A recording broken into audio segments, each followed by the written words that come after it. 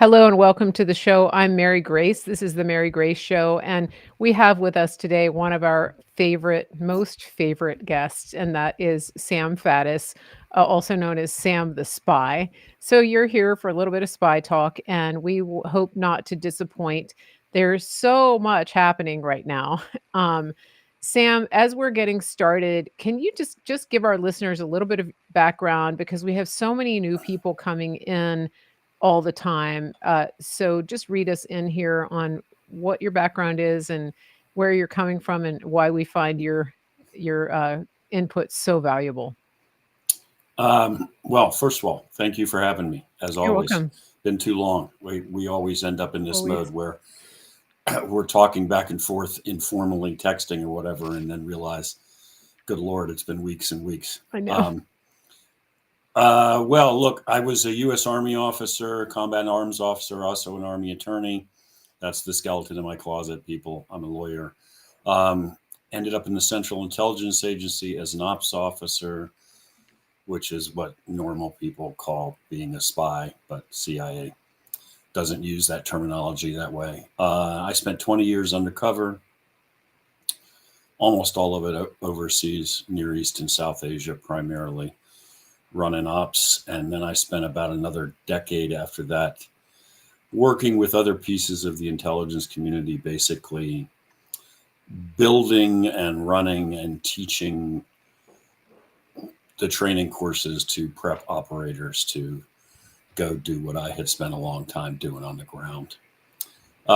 These days, I don't have anything to do with the U.S. government, and I am my wife and I. She also is a former intelligence officer, former ops officer. Did everything I did it better, and looked better doing it. She and I run an online magazine called AND Magazine, which is an outlet that just provides us the opportunity to speak truth without having to go through anybody's filter. And then I just do a lot of speaking and talking and organizing. I am completely divorced from the intelligence community aspect of it, really heavily engaged on the ground in Pennsylvania where I live, organizing the patriot groups.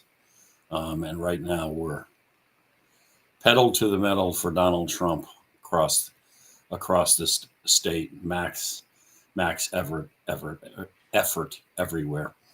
And Mary Grace has been kind enough to come up and help us with those efforts on a number of occasions, and we really appreciate that. It, So it's that's me. it's awesome. Thank you. And you have such an amazing patriot coalition up in Pennsylvania. It's a model really for every state to get organized at the local level, to get people activated and equipped to be affecting change and to working locally. The thing that I think is amazing about your experience that really gives me so much respect for you is that you've walked the talk. When we think about CIA, it's usually analysts, and those are the people that usually make the news, and they're the ones that are they're basically like gamers, but Right. they're paid better. And and so you and your wife have been in the field. You've been in those countries. You've been downrange, and then also your experience in the military. There, it all comes together. And so when we have these conversations, it's tremendous because you bring so much experience to bear here. And you bring so much experience to bear, and it's just it, it's it's wonderful to have you. I have a little something happening here in the background that I'm trying not to uh, be distracted by, but it's a little tricky. I may need to let you take over for a second. Okay, that's fine. And to everyone who's coming in, I just want to say hello. Whatever platform you're on, remember to hit the thumbs up, hit the likes, share this, get the word out so that we know. Okay, I think it resolved itself. so that everybody knows that we're on. And if you have a big account on any of these platforms, we always appreciate a repost or a share. It is tremendous because in spite of the so-called anti-censorship that's happening on places like X, there's some algorithms that are still left over from before. So we certainly appreciate everything that everybody does to share this. That's why it's called social media. Now, Sam, as you're coming in today, um, we have so much to talk about as usual. I think the most pressing thing.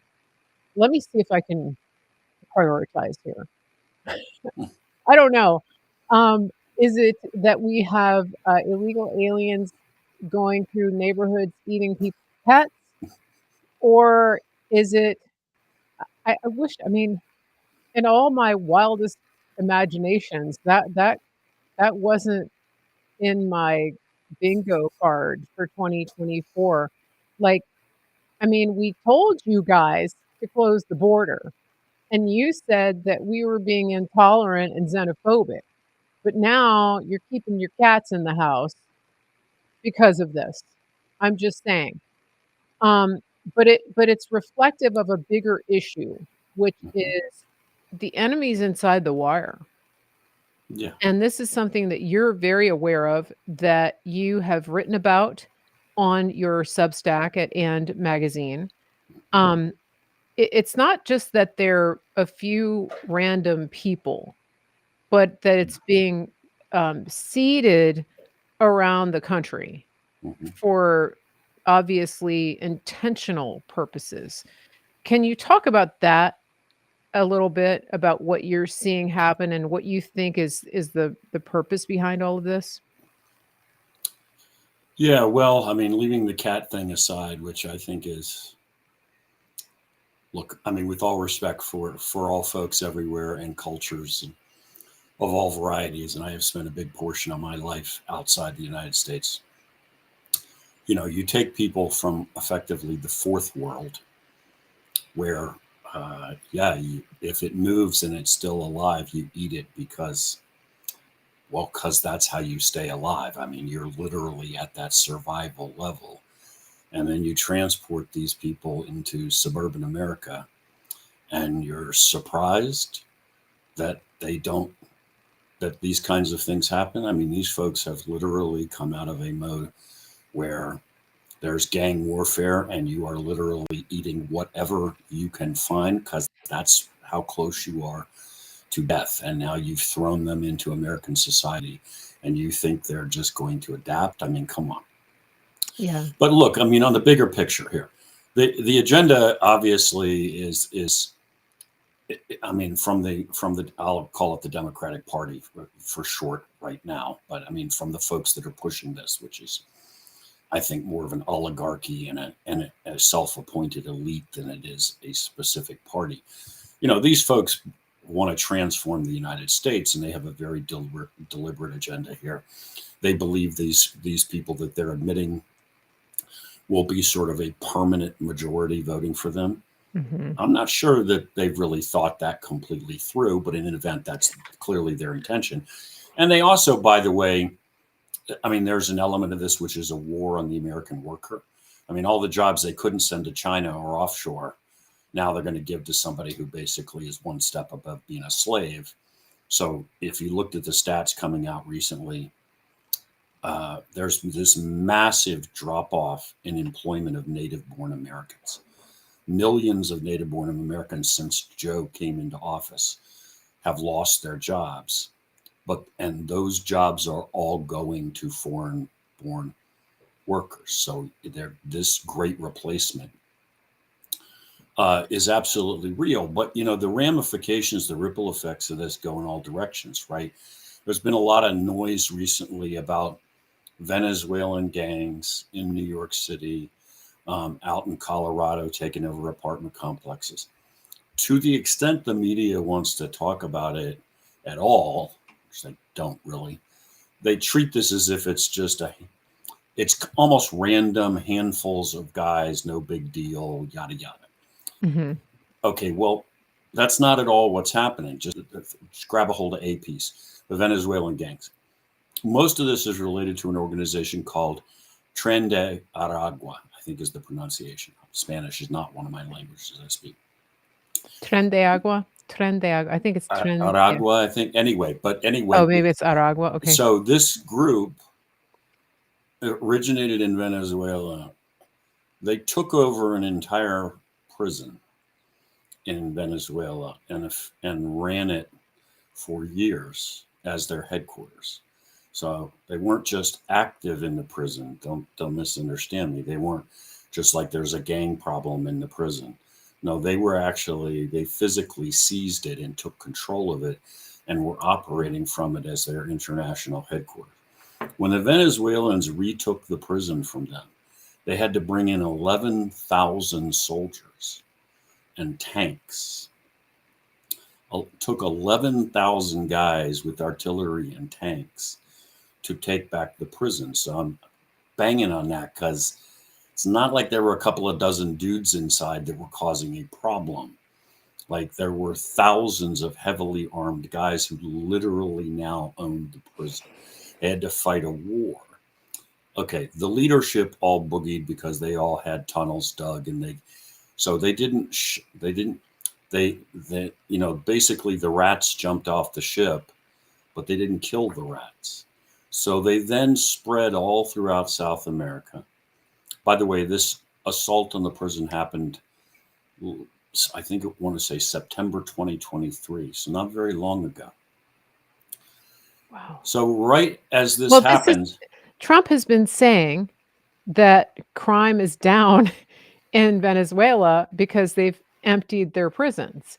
And when he says things like that, people think that he's just, sort of, like making stuff up. Yeah, not but true. He knows.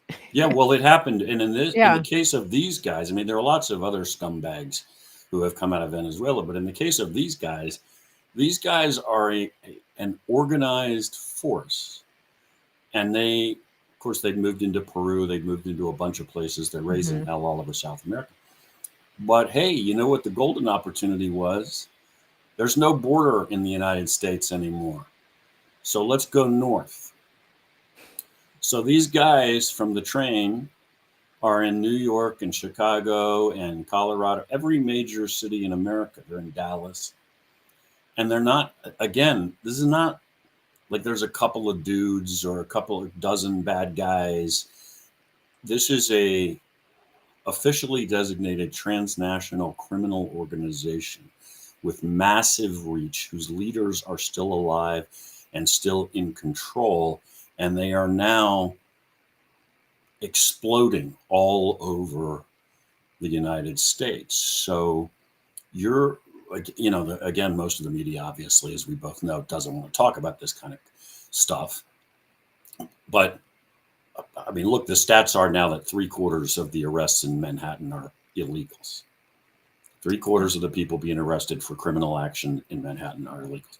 And in that environment, this Gotham City Batman-esque environment, you now have this friggin' nightmare and a criminal army that has come in here. And I mean, is there any change in border policy? Any attempt to control this? No. Well, hey, Kamala's going to build the wall. It's hard to know why, for what reason to hate her the most. I mean, is it just rank stupidity or is it just lack of any morality or decency? You'll say anything, do anything literally to get ahead. I mean, but anyway, so you have, I mean, that's just a piece of the problem. This is a massive issue. These guys, I mean, I was watching a video earlier today, researching an article I was writing where they're interviewing one of these Tren de Aragua guys, and he's talking about, give us 2 years, the United States is done. All right, okay. He's a thug, and he talks snack, but I'm just saying that because that'll give you an idea what the ambition is here. Yeah. He ain't looking to get along. He's not looking to coexist. He's this is the golden goose, man. You guys let me in. Yeah. Yeah. It's, President Trump reads the poem The Snake sometimes at his rallies. And it's just that's part of what he's talking about, right? That people have been emotionally manipulated Yep. into believing that every person who comes in claiming asylum, every person who has a sob story, deserves our utmost attention and resources. Mhm. And it's very sad because people who point out that perhaps we should vet people, perhaps we should make sure that they're not criminals who are wanted in their nation. Just maybe, um the people who ask those questions are called xenophobes and racists, and they're said they're intolerant and all of that. And so people are no longer allowed even to question the provenance of somebody who just walks over the border. Right. And it's at the point now where you have entire apartment complexes that are being taken over because the people who live there are afraid of looking racist if they stand up to this bullying. And so on the one hand, it's crazy because the left is constantly saying that President Trump is a bully, right? That he's Right. mean and all this stuff. But the people that they're importing are the actual bullies. I mean, they're murderers and thugs and gang leaders, Mhm. and they're coming to kill, steal, and destroy. And this is where we are in our nation. When you hear President Trump talk about when he talks about mass deportation, Stephen Miller is one of his spokespersons, and he's very active on border policy and immigration policy. And I've been watching him in his interactions on X. He's been having a back and forth conversation with Mark Cuban, which is kind of hilarious because Mark Cuban's just not that smart. Um, but but the point, the point, right? He just Sure. how did he make that much money? I don't know. Um, but the point that I'm getting to is that it's very clear that a bedrock position of President Trump's policy is going to be immediate deportations on day one. But what do you think is how practical is that? You're a lawyer. I'm sure you know that the lawfare has already been teed up to stop Sure. this. Sure. Well, I agree wholeheartedly with the policy, and I don't think we have any choice. So I think what people need to understand, just responding a little more broadly for a second, is that you put Donald Trump back in the White House, God willing, and he comes in this time with the right people and the right support and the right plan and the team that he needs. That will be the beginning of a battle royale, a fight like you cannot imagine. He is not going to arrive and appoint all these people and begin to make the decisions that must be made. He will do those things. And then the other side is simply going to roll over, and in a couple of days it's all over. That will be the beginning of a titanic fight, and it will be fought on every level. And yes, it will be legal. There will be every imaginable legal pleading filed in every court trying to delay this and fight this. And so you're going to need an army of lawyers as part of this, because it's going to slog along as all sorts of injunctions are issued and all sorts of judges insert themselves. Is it a winnable fight? Yeah, it's a winnable fight. It's just going to be protracted and bloody is what it's going to be. But look, we don't have any choice. I mean, I am not trying to paint everybody who has ended up here illegally as a member of this Venezuelan gang that I keep returning to. That doesn't mean that I think they should be here. That doesn't mean that I think it's okay to break the law. I'm just saying, okay, every one of these guys is not a member of Trend Iraq. But the enormity of the threat posed by those kind of guys and the drug cartels that now control the border cannot be underestimated. I mean, let's just talk about this. And I don't want to get too graphic for the audience, but as a guy who spent a lot of time around bad people in bad places, the level of violence these people employ is, I think, for the average American, completely unimaginable. They don't just kill people, they torture people to death. When they're done with you, they burn you alive. It is sport amongst cartels to go out and kidnap women off the street and then do horrifying things to them, and then when they are no longer amused, to simply kill them as if they were completely disposable items. So I'm not hammering on this because I'm hammering on this to make a point, which is this is as evil as it gets. And the level of violence is something that most Americans, thank God, have never been exposed to. And, they're not downrange somewhere. Now they're in our major cities right next to you on the subway, not thousands of miles away being hunted down. No, we have brought them in here and we're continuing to do it every day. So when you talk about what's required, well, immediate, decisive action across the board. You can't play with this threat.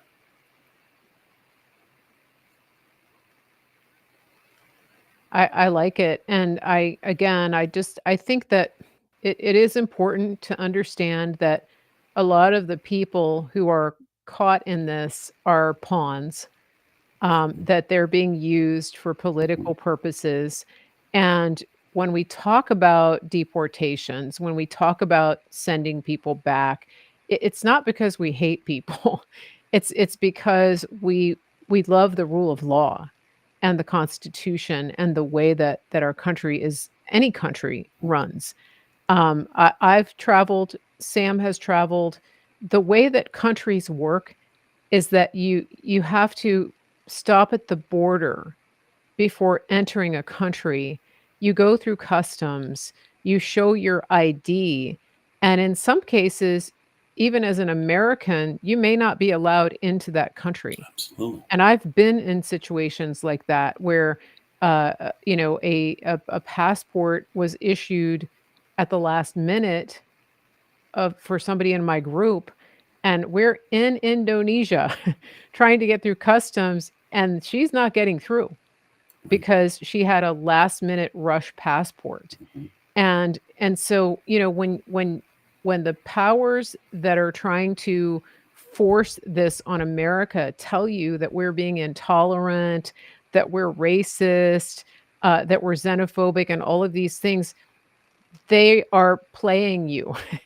And they're trying to make you feel guilty for wanting your country to function like every other country in the world, the way Right. that countries are supposed to function. They have borders, and they have them for a reason. Every country that I have crossed into ever over land has had a border, and Mhm. there has been a requirement to show your documentation, and in many cases, to tell why you're coming into that country. That's just standard protocol. Absolutely. And you know that too, right? And I'm sure you've been in situations where people that you're traveling with don't get through because their paperwork isn't in order, right? Yeah, look, that we're just talking about one of the basic functions and rights of any nation state, right? To control your own borders, Yeah, control who's allowed to stay there, who's not. This is one. If once you abandon that principle, you don't have a country anymore. right. And I So, and that's the point, right? yeah, Yeah. that's right, and that's exactly where we are. And you're exactly right. All as part of this general philosophy of we're bad people, we've done nothing but bad things, we're an evil Mhm. nation, we somehow owe Yeah. it to everybody. Enough of this crap. Let's. I'm fed up with the lie. Yeah. Let's regain control of our country. We're a nation of immigrants. Yeah, we're also a nation of laws. So follow the law. And by the Yeah. way, I would note that one of the things I can tell you this from not just because I'm reading about it or talking to people about it, because I can see it on the ground in Pennsylvania. Hmm. This assumption on the part of these incredibly racist white people who run the Democratic Party, because that's who they are, a bunch of filthy rich white people, is that if you're brown, whatever the hell that's supposed to mean exactly, you will vote Democratic and you agree with them on all these principles. Yeah. Well, go into the Hispanic community in Philadelphia or in Hazleton and talk to Dominicans who waited in line to get their green card and came here lawfully and built a new life, busting their butts, working from the ground up, and now they finally have kind of arrived. I don't mean they're rich, but they are stable. Ask those folks what they think about this idea. The guys out of the prisons in Venezuela are being allowed in, allowed to run amok, because you hear, oh, well, they're brown and whatever that means, so therefore I identify with them. Yeah. What you're gonna hear from them in the Hispanic community is a lot of, are you kidding me right now? Because I worked my butt into the ground for 20 years and followed the law and made a new life in America and did it the right way. And now you're going to let this scumbag in here, and you, oh, by the way, you're telling me you're taxing me and I got to pay to feed him. Yeah. Uh, I've spent, we're spending a lot of time on the ground Yeah. in Hazleton now, which is about 50 miles from me, less than that, 40 miles from me, which is now like 2/3 Hispanic, mostly Dominican. Their Mm. sentiment is heavily pro-Trump. They're Yeah. like, oh, man, I don't want murderers and rapists and guys out of prisons turned loose in my town. Are you Yeah. crazy? Yeah. There's a rapper, a Puerto Rican rapper, and Mm-hmm. I can't remember his name. It starts with an A. I was trying to find it here. He was at Trump's rally last week, and he has endorsed Trump. Yep. And I'm following him on Instagram, and he not only has he endorsed Trump, he is posting heavily pro-Trump content Yep. and telling the people, this is your guy.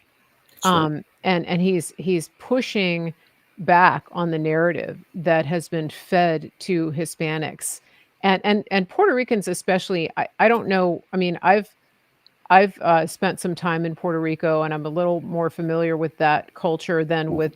with others. But it's it's a socialist country, socialist, I guess, territory, and um, and it has been for quite some time. The healthcare and Mm-hmm. all of that, and also it's highly corrupt. Mm-hmm. And the people, the Puerto Ricans have traditionally really not been uh, Republican leaning, especially in places like Miami. They're just and New York. They're not known for having that leaning. Whereas the Cubans, who have fought their way out of communism, they're known as Mm-hmm. being conservative. So this is a big deal. I don't know if people realize how big of a deal this is. It is a huge deal.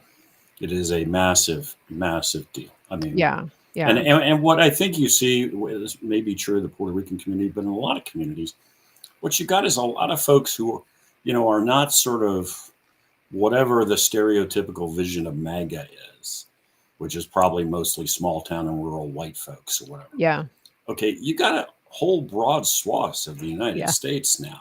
I yeah, mean that are fed up with this Democratic Party that has morphed into a Marxist party. yeah, And I mean, when you got RFK Jr.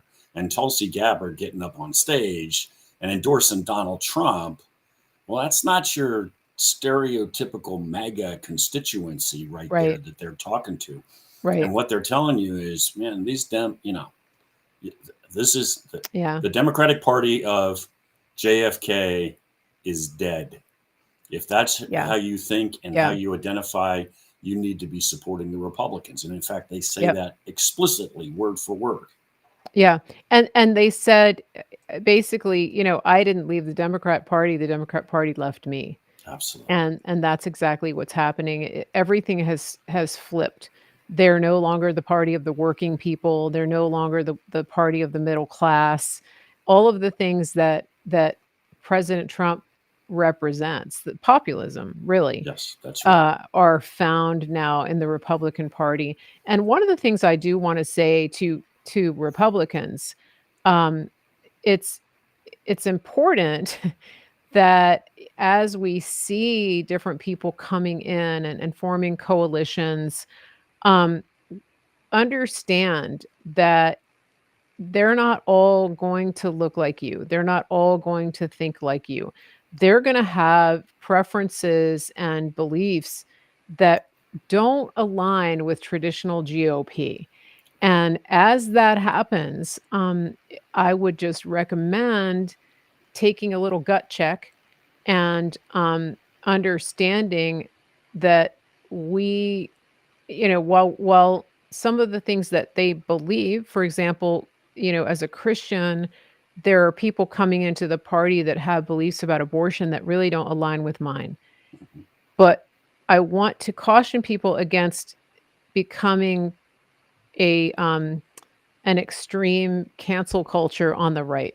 Right. Because we don't we the reason that these people are coming over to this side is because of the complete and extreme lack of tolerance that they've been subjected to by their own Mhm. party.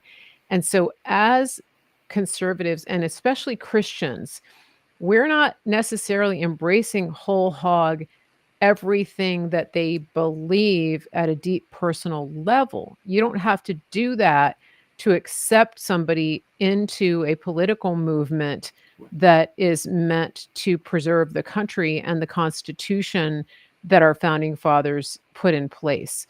I think some people might need to hear that because when you see a rapper who is covered in head to toe with tattoos and is pretty much like, living the thug life, Mhm. that doesn't necessarily align with your suburban, coffee shop vibe. But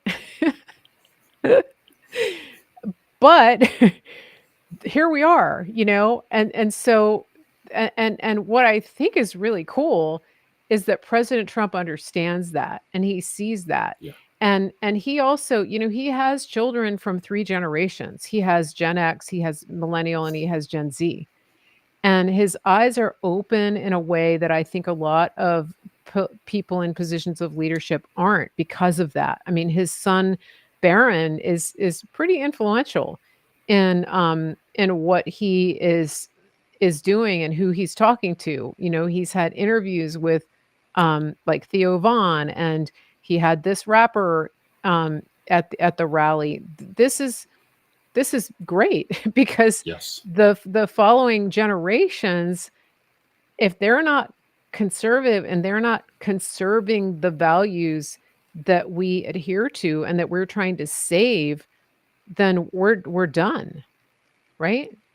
Yeah. Well, you've probably heard me say this. I say it to patriot groups all across the state on the same theme. I don't have anything against white people. Most of them are okay. I got a bunch of them in my family. Some of them get a little tedious at Thanksgiving dinner, but all right. Yeah. But the point is, a sea of white faces is not America. America is not a color or a specific ethnicity. That's not what this is about. My family, my mom's family came in the 1600s. My dad's in Yeah. the 1700s. My wife's family, the early 1900s. My sister-in-law's Vietnamese. My daughter-in-law's from Cameroon. Yada yada. That's just America, man. That's what it is. So I always tell the patriot groups, if you got these like 30 people that are getting together in your group, and it's kind of like your support structure and it's keeping you pumped and keeping you motivated, that's fine. But if those are the only friggin' people you're talking to, is these 30 people that already just sort of look like you and think like you, Mhm. well, you're not really having much of an impact. And that's not, I mean, when you see Donald Trump taking all the time to get RFK Jr. to get on stage Yeah. and endorse him and reaching out to Tulsi Gabbard, who, good Lord, was a Democratic Party congresswoman. And co-chair co-chair of the DNC, and she campaigned Yeah, for Bernie Sanders. right. He's getting these people. He's doing rallies in the South Bronx. This guy's taking the time to bring a Puerto Rican rapper whose name I also don't remember because I'm not into rap music, Somebody but bringing dropped it him in the up on chat. stage. There's a reason for that Yeah, because, as you said, if I had to define the movement, I would say populist.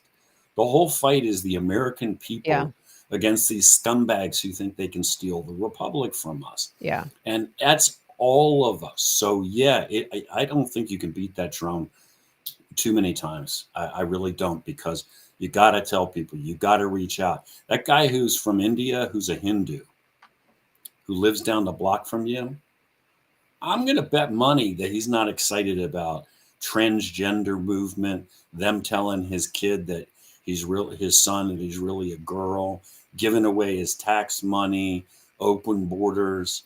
I think you would find out that that guy is probably really conservative, family centric guy, even though from a faith standpoint, he's on a completely different wavelength. So this has got to be about mobilizing everybody and being inclusive. They want to divide us into tribes. We can't let them do that. Exactly. I think that's a good reminder, and it's I mean, our country has always been diverse, and the racist Democrats will tell you the opposite because Right. they're the ones who actually tried to stop integration.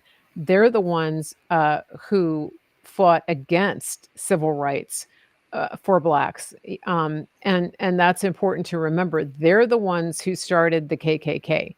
That was the party of racism, and people seem to forget that even though it wasn't that long ago. Yep. Speaking of, um, just the bigger picture of everything, I don't wanna miss talking about what's going on with the CCP because some shocking news has come out of the Upper Midwest, and you have been reporting on what's been going on with Tim Walz and how he's compromised by uh, by the CCP. I want to take a quick break, and then if you still have time, we'll come back and talk about that. Okay. And then we'll wrap it up. Listen, as we're getting ready to go into the break, I want to remind people that we have a couple of ways that you can support the channel here. The easiest way to do that is to go to marygracemedia.com and click on shopping, and you can find a number of America First companies that partner with us. When you buy from those companies, when you do business with them, it directly supports Mary Grace Media and the Mary Grace Show. That's what helps us to keep the internet on, to keep the lights on, all of those things, to travel. For example, when I go to places like Pennsylvania to do on the ground connection with people like Sam and his Patriot Coalition.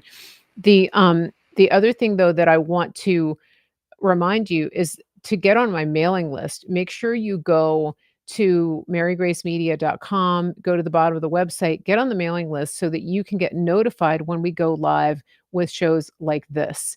Also, let me take you here quickly to one of our favorite affiliate partners. These are our guys at griddownchowdown.com. They have freeze-dried beef that is just incredible. This is the apocalypse food that you want right here. It's 100% grass-fed, grass-finished American beef. This is 1 pound of beef. You can keep it in the packet, like, for 20, 25 years, or you can cook with it. You can get a subscription, a monthly subscription, so that you can get a little bit every month and just stockpile it. So if things do go south, all you need to reconstitute this is fresh water. It's not jerky. It's ground beef. It's hamburger meat.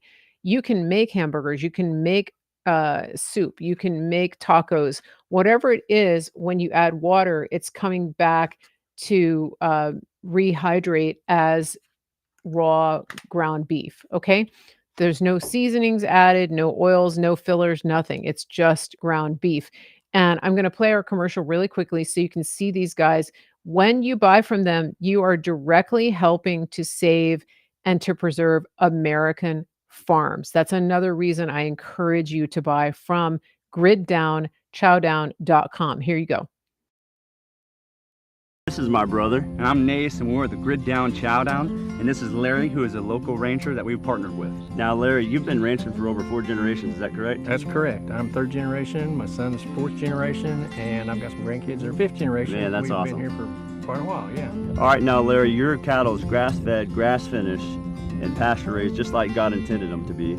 Yes, because I want to know what's in that animal, Right. what it's been fed, and so the only way to do that is for us to keep it all natural, just like God has done it for years and years and years, thousands of years. How has partnering up with us helped you in your ranch? Well, it's allowed us to develop a market that we didn't have before, one that can get directly to the consumer, and that's great. And just remember, more importantly, with every package that you buy, we put a salvation track in there. So from the bottom of our hearts, we thank you for allowing us to do what we believe that God has us here to do. And just remember, God loves you. He really does. Amen. Go to griddownchowdown.com and use promo code MaryGrace. We're back. Okay, so get your freeze-dried beef, and we're back with Sam, and we're going to talk a little bit about the Chinese Communist Party, who are unironically buying up American farmland. So when you buy the beef from our friends at Grid Down Chowdown, you are helping them really stay in business. Okay, Sam, what's going on with Walz? What's going on with is it Gretchen Whitmer's close aide who has been arrested for espionage? This should be headline news everywhere, all over the country. It should destroy Kamala and Walz's campaign. But here we are. She's the media darling, and he's like the smiling grandpa. Are you talking about Gretchen Whitmer's aide or Hochul's aide? Sorry, Hochul. Oh, Hochul. Sorry. All right. I you know what? I thought I missed something. It could be No. It could be Whitmer's aide any minute. I don't know. I know. I got him. I got the two witches mixed up. Okay, sorry. Easy to do. I was like, wait, Whitmer, what Hochul? They have a similar vibe. They have the same vibe. So yeah, it's very that's my evil. mistake. That's my mistake. Okay. Hochul. Yeah, New York is imploding. That's me. Okay, so let's just rewind. New York is imploding. The Midwest is imploding because they're all under this control of, take it away, Sam. Okay, well, look, sort of as preamble or foundational, and I won't go off and deliver a lecture here, but what people need to understand is that periodically it blips in the press that the Chinese Communist Party, Chinese intelligence, is suborning someone or has recruited someone. They've been arrested for getting too cozy, doing the bidding of Beijing. But always the way this bubbles to the surface, I think, is kind of as if, like, Eric Swalwell's sleeping with Fang Fang or whatever the heck her name is, Ling Ling. And one of them's a panda, one of them's a Chinese spy. I can never keep them straight. But in any event, and it's like, okay, that was a case, and the Chinese tried to do that to a congressman.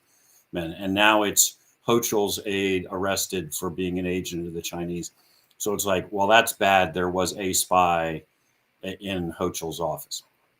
But Nancy Pelosi had a driver. No, sorry, Dianne Feinstein. Dianne Feinstein had a driver and an aide in her office for years and years and years. I mean, the point people need to absorb is the Chinese do this all day, every day, all over the United States on an absolutely industrial scale. The overall whole of government effort is under the rubric of what they call the United Front. There's no controversy about this, by the way. When everybody's done, spend as much time as you want on the web and research this. In about 5 seconds, you will find authoritative documentation. There's no controversy. Everybody knows. And Peter Schweitzer has written extensively about this as well. Peter Schweitzer is the man in terms of what he has produced in an unclassified format to give you chapter and verse. Any of his stuff is I mean, it'll give you the education you need. The specific practice of buying members of the elite in the way the Chinese look at it. So in other words, powerful people in a country. They call elite capture. They do this on an industrial scale all over the United States. And look, I mean, again, without going too far deep into spy world, If you want to buy a politician, you don't wait until he's sitting in the White House and has power and money. I mean, you may still take the opportunity, but the point is you don't wait until a guy climbs to the top and is now has all the cash and influence he needs if you want to suborn him and recruit him. It is much more productive and easier in the way espionage is a cold-blooded business, right? Very cold. From the standpoint of espionage and recruiting people and turning them into agents for foreign powers, you find the guy when he's on the make, when he's short on cash for his campaign, when nobody's yet backing him or her, Mm, and then you show up and you give him whatever it is he needs. Cash would be a big thing, and whatever validation he needs. So if his shtick is he's Eric Swalwell and he thinks he's God's gift to womankind, and it's more attractive if the message is delivered through an attractive female officer, you produce an attractive female officer. That's not the MO. The MO is whatever opens the lock, whatever the key has to be, whatever he, she wants, that's what you give them, and you get your hooks into them, and they climb the ladder. So we're beating that drum. Because what that means is that these are not just working in DC. It means where's the feeding, where do all these congressmen and senators come from? They all come up the ladder through the state legislature and the state houses and all these places. Look at every friggin' one of them. They didn't just decide to run for Congress. They spent 10 years in the state legislature, and before that, they were probably in county government. So you recruit them and get your hooks into them there. And then some of them will rise, sometimes it won't pan out. But the point is, if you're doing it on a big enough scale, you will always have new blood. When I think her real name is, well, her nickname was Fang Fang, that was yeah. Swalwell. She was simultaneously sleeping with multiple Midwestern mayors. I don't mean necessarily she was literally simultaneously with the mayors. I don't really care. But the point is, she was carrying on the same kind of relationship with a whole string of Not guys, surprising. and most of them were actually mayors of American cities. So if you think this is only going on in New York and DC, that's not how this is being played. It's all the way down to the state level. It's going on everywhere. So Hochul's aide and her husband were arrested because they have taken, I don't even know that I've seen a final figure. They millions and millions and millions of dollars from the Chinese government. They own, I think, they have a $4.2 million house. They also somehow have like a $2 million condo in Honolulu. I think there's a third house I'm forgetting about. I'm not talking $50. These people were rolling in money. Yeah. So now, the focus is on Walls, and I'm still trying to get completely caught up with everything coming out about him. I mean, this is a guy who, by his own admission, has made 30 trips to communist China. Yeah. And understand, I mean, that's a crazy number of trips that he made, but he didn't just go over there by himself to snap some pictures 30 times. Right. He took groups of American students over there. First, he taught for a year there. And then he kept taking back these tour groups that would stay for really extended periods of time. Well, understand how communist China works. You don't bring big groups of American students, show them around the country, take them places, and just ignore the Chinese government. In fact, you can't do that without permission from and with the Chinese government and cooperating with the Chinese Communist Party, because they're not letting people just come and see anything they want to see in communist China. It's also the unanswered question of who paid for all of those trips. At least some of them were paid for by the Chinese government. Also, of course, the big question, wasn't this dude in the National Guard and had a secret security clearance this whole time?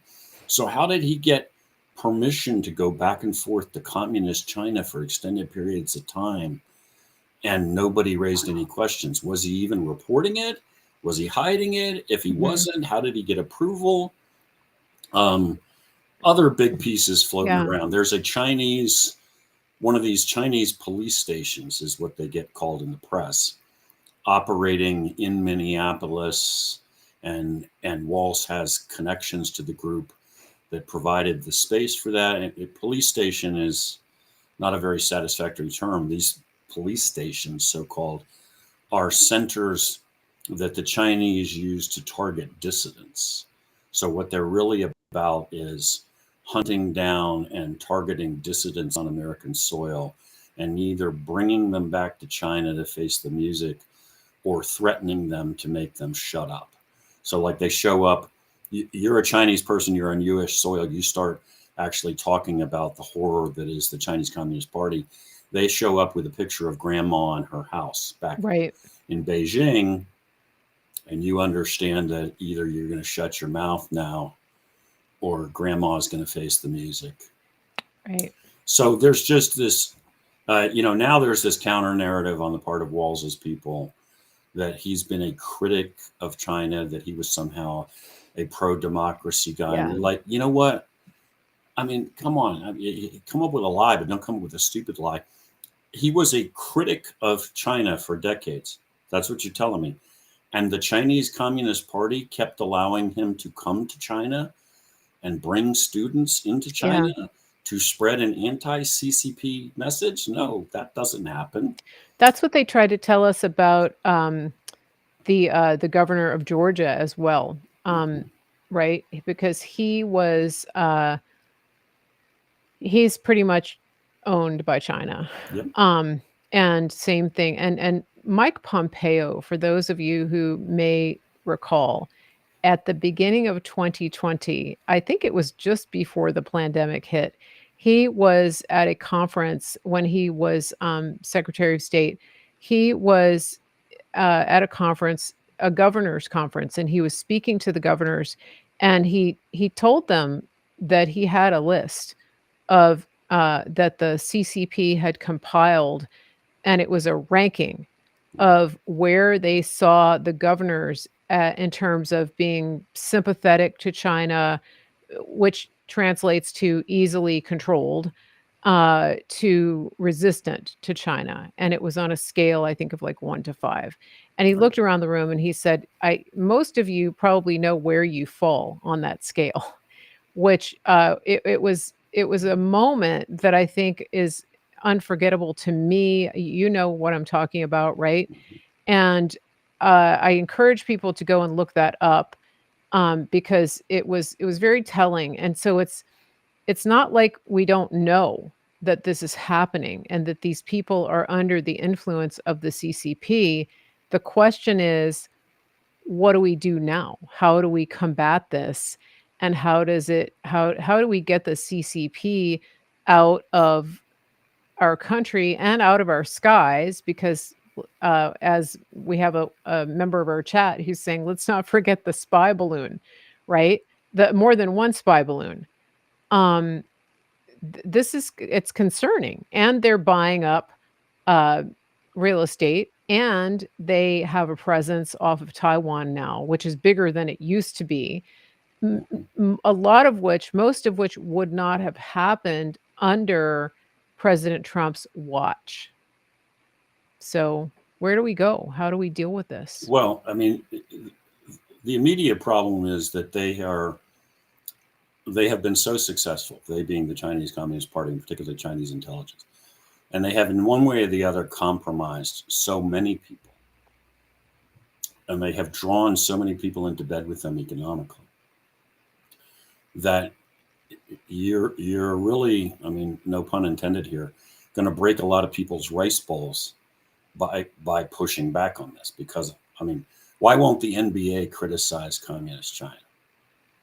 Because they make $1 zillion off of televising games, and that's Mark Cuban's issue. And that's Mark Cuban, right? And that kind of factor. Yeah. Excuse me while I tell people leave me alone. So that kind of factor is enormous. Plus, when you got a whole bunch of people that are compromised even more directly, like they're actually taking money from Chinese intelligence, they don't really want an accounting. But I mean, this is a massive counterintelligence issue, and the FBI needs to get off its butt and go back to work. But we also need to make some fundamental decisions. You can't let thousands and thousands and thousands of Chinese researchers into every university in the United States working on all of these very sensitive projects and then think you're somehow magically keeping track of what they're doing. I mean, at some point, the scope of the problem is what I'm saying is so large that there is no organization on earth that can put its arms around it. So the first thing you have to do is dramatically limit their access and the number of them that are on our soil. And then you're going to have to get serious about counterintelligence. But look, somebody in the chat said something about Biden. I mean, let's go right to the top, right? Yeah. Patrick Ho was like, you know, the effing spy chief of China that's in touch with Hunter Biden, CEFC China Energy's point man on the ground in the United States. CEFC China Energy was not a legitimate commercial company. It was an intelligence front. It was there for one reason, to compromise people in target countries. Ho was on our soil. He was doing this with the Bidens. He was doing this with African officials. The FBI knew it, covered him, monitors his phones, physically surveils him. They arrest him. DOJ puts him in prison for compromising African officials on our soil. They do nothing about the exact same contact he's having with the Bidens. In fact, when DOJ prosecutes him, they redact from the evidence, the transcripts submitted, any reference to the Bidens. So they accuse him of being a spy, in effect, and buying people on U.S. soil, and we sent him to prison for that. We just don't pay any attention to the fact that he was doing it to the guy who was at that point the former vice president of the United States and likely to be potentially the next president. That was not a significant CI issue. It was important, apparently, to put him in jail for buying the Ugandans. I mean, come on. It's like, okay, what do you want to do? Well, I don't know. Do your friggin' job, man. Yeah. Put some of these people, arrest some people for taking Chinese money and send them to prison. Then it would get a lot less fun. Yeah. I mean, that's what you do. That's how you stop people from spying for a foreign power, because you put the fear of God into them. I don't want to go to prison for the rest of my life. I won't do it. Yeah. Well, we've seen pretty clearly the lawfare that has been put in place by this administration and whoever's controlling them, because let's be real, Joe is not acting of his own accord. Of course not. Nor is Kamala. Right. And I think it's worth noting as well that 12 out of the past 16 years have been under the control of the Democrat Party and the Uniparty. They've been working in tandem. And then the 4 years that Trump was in office, he was also hamstrung a great deal by the people working against him. Sure. And so the Democrats have had a solid 16 years, with the exception of the speed bump that is Trump, to wreak havoc on this nation, on the rule of law, on the way that our country is running. And all you have to do is look around and see the lawlessness, just the utter lawlessness that has taken hold of our country, to understand the way these people operate. And look at the cases against President Trump. So much of what they're doing, I mean, I didn't know in my lifetime that we would see one political party persecuting their political opponent using lawfare and getting them convicted on sham convictions in kangaroo courts. I mean, that this is what happens in what so-called developing nations and third world banana republics under dictators. This isn't how America is supposed to work. What do you think is going to happen if we can switch over quickly just to these lawsuits? And I know we're running up on time here, so I want to get this in, but what do you think is going to happen with President Trump? I mean, the Democrats got their talking points, their optics, which is convicted felon. That's what they wanted. Mhm. and rapists. That's Mhm. the other thing, even though he wasn't actually convicted of rape. Um, but that doesn't matter because facts don't matter to them. Uh, his sentencing has been pushed back again Mhm. until after the election. What do you think's going on there? What can we expect to see? Well, look, I expect on a macro level, I expect that ultimately all of these things are going to collapse and fall apart. They have so grotesquely overreached, which doesn't make it okay and doesn't make it easier for President Trump. I mean, it astounds me that the man has the stamina and spine to stand up to this. I mean, honestly, it's superhuman. So I'm not minimizing it. I'm not blowing it off. I'm certainly not condoning it. I think it will all ultimately vaporize. On the specific issue of the sentencing being delayed, that judge, who is reprehensible, in my opinion, and has committed Yeah. not just reversible errors, honestly, it's not just that the appeals court should reverse him and will reverse him, but quite honestly, he ought to lose his law license and be stripped. And I mean, if the bar in New York had any integrity left, that this guy would be facing proceedings now to be stripped of his standing. I think what he recognized was, now to get into the technical aspect, as fast as sentencing was complete, there were going to be a series of filings made by Trump's lawyers, and the appellate courts were going to step in, and they were probably going to stay any sentence, and then they were going to immediately undertake some expedited review. Basically, his case was going to blow up in his face, and as you said, now they can go into the election, the Democrats, calling Trump a convicted felon who's just awaiting sentencing. But if the entire case blew up and was vaporized before the election, they would lose that card to play. So I think that's the Machiavellian choice they made. Let's just leave this hanging over his head and delay it until after the election, because the only thing they care about, obviously, is the impact on the election. And this lets us keep Yeah. calling him a convicted felon. I think that judge knows uh, that he's going to get destroyed. I would expect an appellate. I mean, some of the rulings that he made in the course of that trial, I'm not laughing, folks, because I think it's funny. It just literally takes your breath away, particularly if you've done trial work. You're like, what? But honestly, Yeah.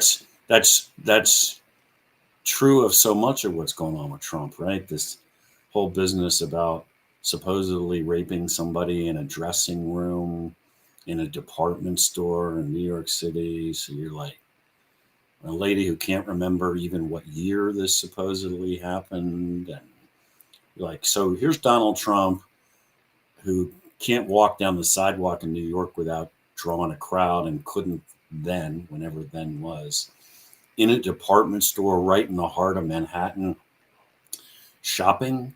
So what? How many hundreds of people do we think are surrounding Donald Trump at this point in time, snapping pictures of him, asking him for autographs? And then he somehow bolted out of this group and, I don't know, tackled this lady and dragged her into a dressing room, and nobody noticed this. And Right. I mean, it just, you're like, come on, man. It's like, this is the dumbest thing I've ever heard. This case Right. should never have made it to, it should never have made it to court. I mean, I can't Mhm. even believe that anybody would would review that case. Anyway, Yeah. Yeah. Exactly, but it's about the narrative, it's about the optics, and this is something that I've noticed on social media, especially I've seen this on Facebook, especially the the Kamala Harris Waltz campaign has so little foundation underneath it that the surrogates and the trolls that are out there carrying water for them, all they have for talking points is is the name calling, the narrative that they have for Trump. And so, the comments we see, it's constant. It's 34 felony convictions, convicted rapists. Like that's all they've got. They never come in with facts. What's the policy? I mean, if you like this person, let's leave Trump out of it for a minute. Why would you choose this person? Who is it that you're voting for? What policies are you voting for? They don't have that because there is none. And so this is important. It's meant to get inside your head. It's meant to demoralize you. It's meant to put you on the defensive. And when that happens, I just go on offense. Okay, so all that aside, why is your person better? What is it Yeah. that they're going to bring Right. to the table? And they have nothing. Let's And this talk is about policy. Right. yeah, and this is why they're coming out now and attacking Trump and blaming him for the Afghan withdrawal. And you're just like, we're what? Because they have egg on their face because Trump is the one that went to Arlington on the third anniversary and laid the wreath. They didn't bother to pick up the phone. They still haven't picked up the phone to talk to any of these Gold Star families and didn't show up for the third anniversary. Biden was somewhere on the beach on vacation. Kamala was off cackling somewhere, and Trump was there. And that made them look really bad. So what do they Yeah. do now? They have to blame Trump. Like, okay, Yeah. Well, I yeah, mean, on that point, I would just like to say that, I mean, I agree with you 100%. And on this whole issue about the ceremony at Arlington, it is so reprehensible to me, the actions that Kamala and Joe and their minions have taken, because, I mean, these people are dead and they died in the service of the country. And you expect soldiers, sailors, airmen, and Marines, and I guess I'll throw in the Coasties too. and the Space Force. And this, oh, I forgot the Space Force. Yeah, I don't know what to call them. Like Guardians, that's what they call them. You expect these people to lay down their lives for the country. There's this commitment, this bond. Yeah. Which is, particularly if you've been downrange in harm's way, very, very real, because not everybody comes back. There's a reciprocal obligation that goes the other way that is every bit as solemn, that you stand behind those people, that you stand behind their families. That's a pledge. You don't take any of that for granted, and you never consider the loss of anybody to be a trivial thing. And when you got folks who purport to be running the country, who won't show up, won't pay their respects, won't stand with those families, that's about as despicable for me as it gets. We don't cut people away. We don't leave people behind. We don't forget people. But these folks obviously do, because they consider them disposable. And that whole decision to politicize that and then try to attack Donald Trump and his people for the fact that they were there graveside at the invitation of the families. Wow, man, you are down so far in the slime at that point. Yeah. It's mind-boggling. Good that you could crawl that low to turn something like that into try to turn it into political points. Yeah. Yeah. And the family members came out, and many of them issued statements because of Kamala's behavior. And President Trump just posted them all on his social media, and then he made it into a compilation. Actually, if you didn't see that, it's on my Rumble. You can see it on my Rumble page from last week. It is it's just, obviously, our country is at a crossroads, and we're coming into an election that they keep saying this is the most important election. They've been saying that for the last couple of cycles. This is the most important election. Yeah. And the last thing that I want to end with is a post that President Trump made day before yesterday about he basically put the deep state on notice. It was a cease and desist. Did you see that? Yeah. it was pretty powerful. It's a little bit too long to read here, but I did share it on my social media. Um, it's not that long, but he says, "Cease and desist. I, together with many attorneys and legal scholars, am watching the sanctity of the 2024 presidential election very closely because I know better than most the rampant cheating and skullduggery." He used that word, skullduggery, that has taken place by the Democrats in the 2020 presidential election. Now, there is a lot more on this, but he goes on to say, "Please beware that this legal exposure extends to lawyers, political operatives, donors, illegal voters, and corrupt election officials. Those involved in unscrupulous behavior will be sought out, caught, and prosecuted at levels, unfortunately, never before seen in our country." Um, and of course, the left is in hysterics over this, saying Right. he's going to prosecute his political opponents. Like, Yeah. you guys, what has the last 8 years been? If Yeah. anyway, but this is an important post, and I wonder if you looked at it? Are you Yeah. able to comment on it from a legal standpoint? Well, I mean, I think he's saying we're going to apply where the law is going to be applied, and he's absolutely right. And look, I'm not sort of have never blanket endorsed every accusation of election theft or fraud just because Yeah, somebody has brought it. Okay, I'm not going to issue a blank check and say every theory that everybody has ever come up with is valid, because that's not true. It is also 100% not true, as somebody who's been wading through this for years in the state of Pennsylvania. It is absolutely not true that there were no problems with the 2020 election. That is 100% not true, right? When you got unsupervised drop boxes, 72 of them in Philadelphia, and video coverage yeah, showing guys in a state where you're not allowed to deliver anybody's ballot other than your own, armloads of ballots shoving them in a box. That's pretty clear that we got a yeah, major problem here, guys. When you got courts saying things like, it doesn't matter if you dated your ballot, it doesn't matter if you signed your ballot, I don't care what the law says, we're going to accept them anyway. On and on and on. I mean, there are massive issues with this, and he's just saying we're not going to take it anymore. I'll come back to my, and I know we're getting ready to close, a point that I made some time ago. yeah, Donald Trump gets elected, God willing, and arrives with the team he needs this time. Not 6 guys in a suitcase, but the thousands of people that he needs, which is the efforts to assemble that yeah, team are well advanced. That is the beginning of a titanic fight. The other side is going to try everything on earth, and it is going to be a brawl.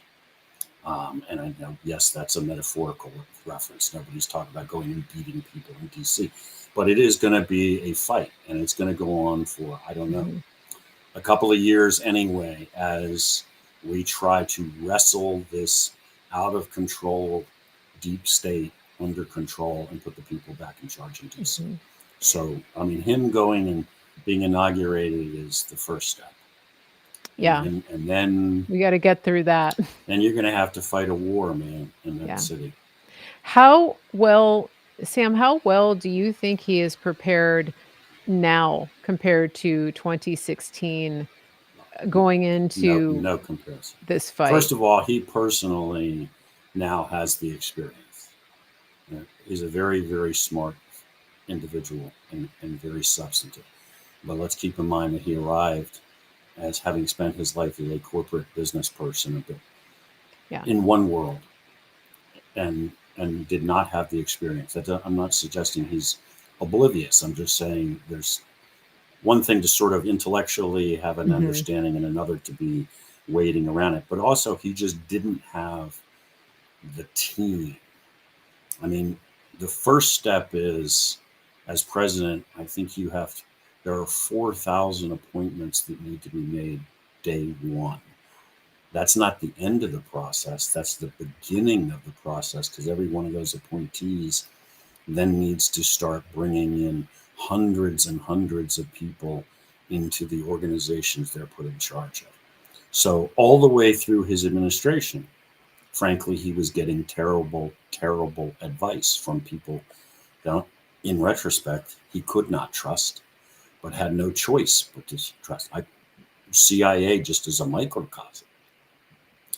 He's appointing Gina Haspel as CIA director.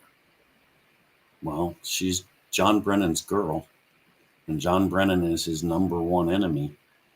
And he might as well have appointed John Brennan to come back and take over CIA as have Gina. That's putting an enemy in charge of the most important spy agency you have. Why? Because he got terrible, terrible, terrible advice. And so those efforts are night. I can tell you because I have been involved in some of those discussions. The efforts to assemble that team are really, really well advanced, and the policy documents have been written and the teams assembled. So it will be nothing like it was in 2016. It will be an army of Good. people that arrive in Washington, D.C. Wow, that's encouraging. Especially, I remember talking to Eric Trump and him saying, we didn't even we were so green in politics, we didn't even know what a caucus was. When Yeah. we had to go to the Iowa caucus, I was like, "Oh my goodness." So it's going to be a whole different ball game. And as we come into this election, let's remember that God is a God of miracles. And all through the Bible, when you see things that look like they're at their worst, that is when the miracles of God come through. And you see God turning things around in a way that you never ever could have expected, and especially based on what you see with your eyes. What we see with our eyes looks dire. What we see in the spirit and what we see in the history of what God has done throughout time immemorial is the miraculous. And the enemies that we are fighting are not flesh and blood. It is a spiritual battle. And I encourage everybody, every day, put on the armor of God. It's in Ephesians 6. Do that and pray Psalm 91 covering you and your family, because this is a spiritual battle, and I know that many are weary. And I want to ask all of you today to keep us in your prayers, to keep me in your prayers, keep Sam and his family in your prayers. This is a fight that they have been in for a very long time, and it affects everybody deeply, and everybody has lives. And so please keep them in your prayers as you go into this next couple of weeks. It's vital because we need God's grace and his strength to keep going. Sam, do you have any final words for our listeners today? I'm going to give a shout out to Steve Bannon, Free Steve Bannon, my good Yes. buddy who is sitting in prison right now. His crime being he opposes the current despot in the White House. Amen. Free Steve Bannon. Everybody, thank you for being here. We will be back soon with more great content here. Please go to marygracemedia.com and get on the mailing list so that you will not miss any future shows. Please support our America First partners that you can find on my website. That is how we keep the wheels going here. That's how we keep the lights on. And we do appreciate it. And these companies appreciate you. They appreciate you taking the time to click on their link and go and buy their product rather than some of the things that you can get maybe a little more instantaneously. These are America First companies that have committed to building companies that make great products and bring them right to your door. Everybody have a great day, and we do appreciate you being here. And once again, Sam Faddis, it's always a pleasure to have you here. Thank you so much for being here.